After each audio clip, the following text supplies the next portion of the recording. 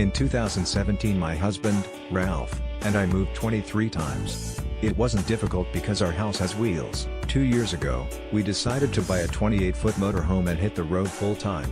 But our lifestyle change really began in 2009, when we realized that we couldn't hold on to our home in San Diego. My husband was semi-retired, and I was working in the increasingly beleaguered newspaper business. First we moved to Washington State, where I procured a job at a paper in a tiny town in the East Cascades. We got tired of the snow and isolation and headed back to California. We found house sitting and caretaker gigs, and I was freelancing when we decided we needed a place of our own. Buying a house, even renting an apartment in California was financially out the question. But a used motorhome was within our budget. We were both AARP members. We'd already jettisoned the stuff you build up over living for a long time in one place. We were prepped for something completely different. Our kids were all for it, our friends, not so much. More than one thought we were a little crazy, but as it turns out, living full-time in an RV is not all that unusual. Now we're sort of homeless, and we love it. It's better to be counting your pennies on the road than in what passes as an affordable house or apartment in almost any U.S. city.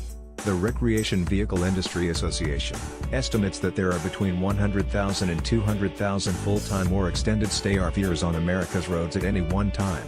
But it's tricky to calculate. Some people are pure vacationers, in and out of RV parks. Others are stationary in their motorhomes. I don't consider them RVers exactly because they are using their motorhomes as shelter and nothing more. Plenty of young families are on the move, like we are. They're towing 1960s Airstreams or piloting brand new Winnebagos. RV sales are at record highs, but the people who are usually our fellow travelers are in their 50s, 60s or beyond, retired or something close to it, but not exactly living a leisure life. According to Wanderly, an RV magazine I follow on Instagram, nearly half of us who travel more or less full-time live on less than $30,000 a year. We work freelance jobs or do work camping, picking up $7 to $12 an hour packing boxes at a nearby Amazon warehouse or making change behind the counters at national parks. Some work at the RV park for a discount on daily fees. No RVers who time their travels to pick sugar beets during the harvest along the border of North Dakota and Minnesota. My husband and I have a routine that's common. We find a place we like that is affordable and stay for a few months at a time. On average, a spot at an RV park anywhere other than the West Coast costs about $500 a month. In San Diego, the prices are about $1,000 a month, still about half the rent of a small apartment. If need be, we head for the hills and camp off the grid, as boondockers, until some money comes in. When the weather turns cold, most RVers pull in their awnings and drive to a park full of amenities along the Colorado River, or to Florida, to spend the winter. Thousands head to Quartzsite, Arizona, where there are inexpensive, $20 a night, and very basic campsites, or boondock at Bureau of Land Management desert sites. We park at Elks clubs quite often, which offer basic hookups for not much money. It's a short walk to the club bar and very safe. The point is, when you live in an RV, as long as you have money for gas, you can move on down the road. This sounds ghastly to a lot of people, but I don't know why. On a small budget, I can drink my morning coffee beneath the red cliffs of Utah or on the beach at Santa Barbara. I can chat with travelers from all over the world, and from one week to the next,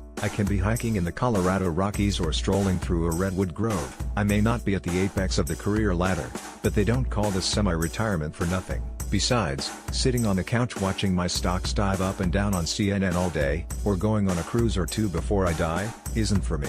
According to the U.S. Bureau of Labor Statistics, the over 65 set is expected to be the fastest growing demographic in the workplace by 2024, so why shouldn't our work require just a few hours each day moving boxes in a warehouse or raking leaves or cleaning a toilet or two at the RV park?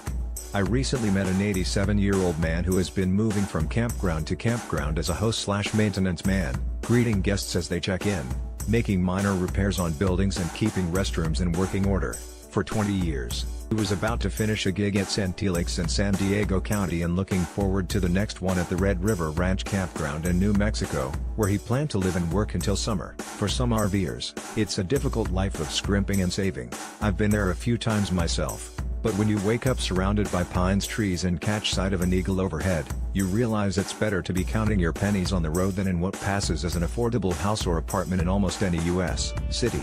I still write to make money about 6 hours every day, and I hope to be doing it for a very long time because I love it. My husband, at 70, receives Social Security and works as a handyman for friends and family when we are in their vicinity. Otherwise he bikes and hikes and kayaks until the sun sets. We have a small nest egg saved for whichever one of us goes into a nursing home first, and we don't touch it, not for new tires, engine repairs or wine.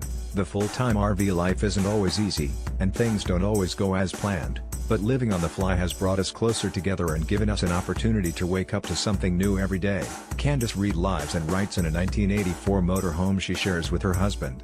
Her novel, Vixens of Vanishing Island, is available on Amazon. Caption. Follow the opinion section on Twitter at LatimesOpinion.